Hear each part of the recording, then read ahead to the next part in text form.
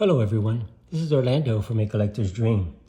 And today I just want to do a quick tribute to one of my favorite ball players of all time, Brooks Robinson. And he passed away a few days ago, and very sad situation. One of the best players around, of course a Hall of Famer, but really it was about him being a person. That was the most important thing. And he was a great player, but he was a better person than he was a player.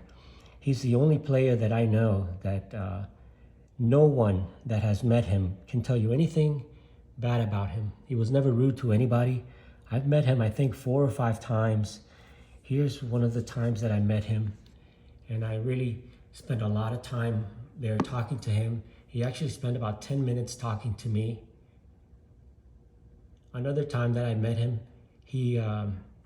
I was with my son, and my son was very small, and he sat my son on his lap and talked to my son for about 10 minutes. And there was a line of people waiting to talk to him and waiting to get autographs.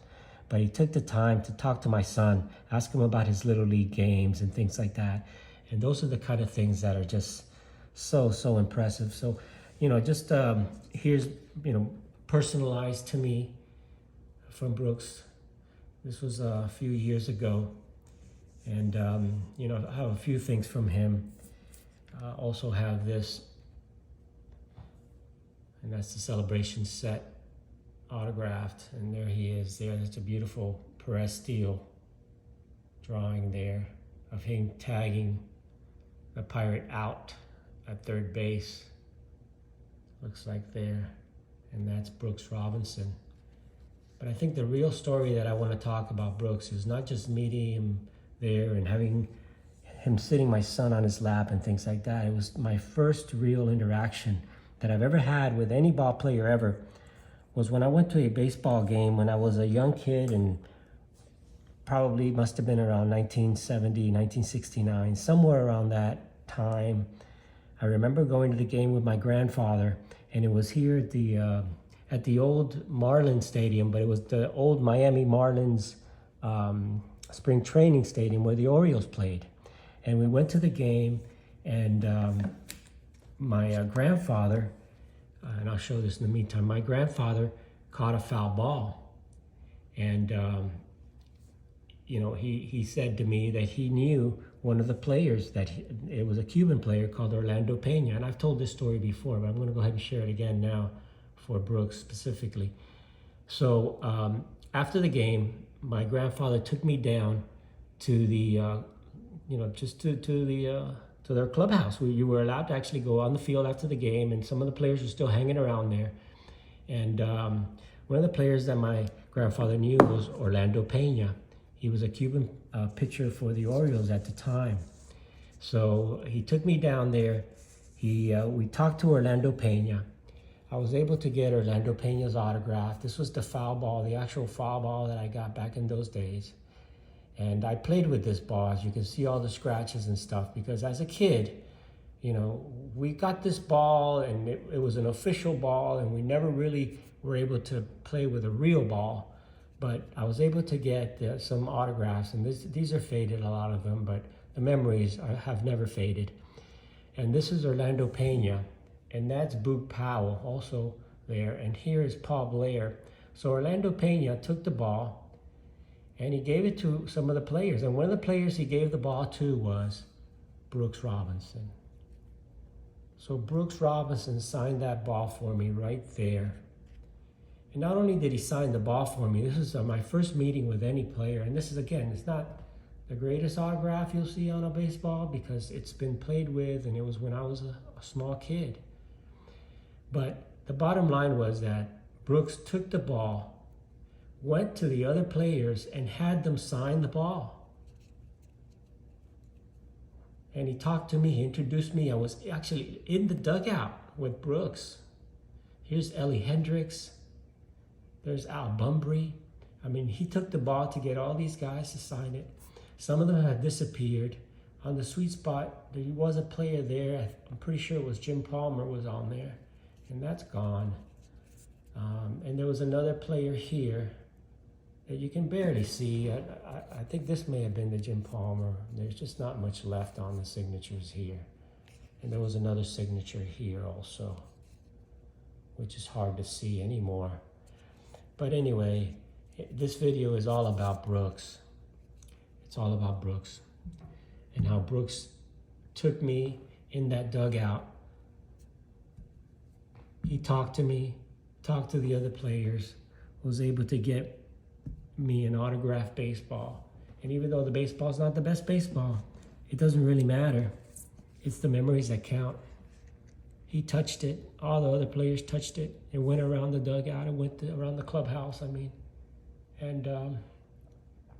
it was just one of those things that really got me into baseball cards. And after that, I started really collecting cards.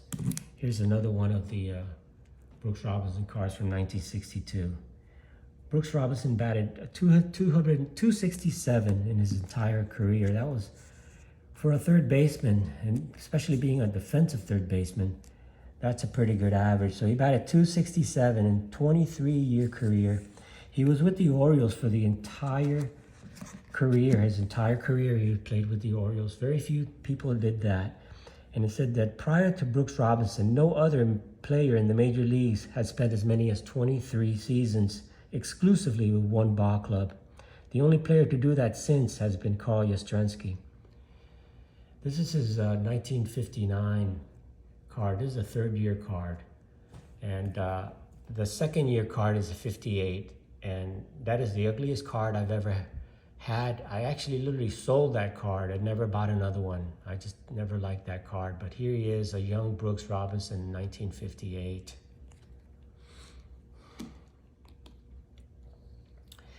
I'll show you a few more Brooks Robinson cards. This was from 1968. This is the game card. And I have a bunch of Brooks Robinson cards. I didn't want to pull them all out. I just pulled out the ones that meant the most, the ball, the picture, things like that. But, you know, Brooks Robinson reached the All-Star game. He went to the All-Star game 18 straight times. And he was also participated in the World Series 4 times.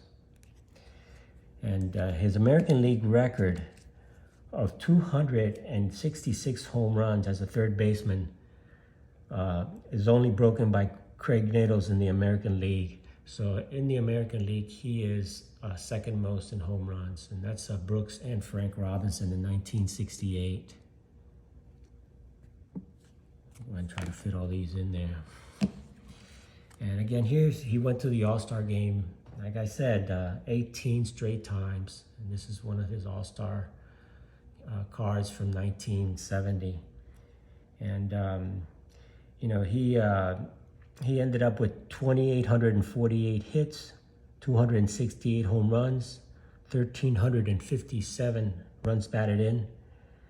And in 39 postseason games, he batted .303. So in the postseason is when he came through. And here it says Brooks Robinson set a mark for assists by third sackers in 1969. And he set many defensive records. He was the best defensive third baseman, in my opinion, in the history of baseball. There's no one that compares to him as far as defensive third basemen. And you know, because of his defensive skill, and this is a 1972 Brooks Robinson. And his strong defensive play caused him to be nicknamed the human vacuum cleaner and Mr. Hoover, as he was so skilled at catching balls hit towards third base. As a fielder, he was always on the move, not typical for a third baseman at the time. His arm did not appear to be one of the baseball's strongest, partly because he was so quick and letting go of the ball. Instead of cocking his arm back before throwing, he would transfer the ball from his glove to his hand and fire it in one seamless motion. And if you've ever seen him play, if you've ever seen any of the highlights, you'll see that the guy was just an incredible third baseman, so quick that you know, he was just an incredible player. So he won 16 Gold Glove awards. Here's another All-Star game card with Ron Santo. So again, you know, just wanted to honor him, one of the best players and one of the nicest players ever in the history of baseball. And 16 Gold Gloves award at third base, you know, and that ties him for the second most by any player, and the most is Greg Maddux. So basically, other than pitchers, he has the most Gold Gloves of any player ever in the history of baseball. So that is my man, Brooks Robinson. So I want to thank you guys for watching this video. So again, just wanted to honor him, a great player, one of the greatest third basemen ever to play the game. Rest in peace, Brooks Robinson, and thank you for everything that you've done for me and for many, many other collectors. And you got me started into this hobby. And you really, really helped me become a huge fan, not only of baseball, but of Brooks. So just want to thank Brooks Robinson for being such a great person, someone that I'll admire and someone that I try to be like. You know, my goal is to, never have anybody say anything bad about me. And I think you'll never find anybody saying anything bad about me. And that's the same way with Brooks Robinson. And that's the way that I want to continue my life. And thank you, Brooks Robinson, for being such a great person, more than a great player. So thanks everyone for watching my video. This is Orlando from A Collector's Dream. Please like and subscribe. And leave me a comment, please. Any experiences that you've had with Brooks Robinson personally, let me know. I'd love to hear it. I'd really, really appreciate every single comment that is left. So thanks again for watching, guys. This is Orlando from A Collector's Dream. Have an awesome, awesome day, everyone. Catch you on the next one.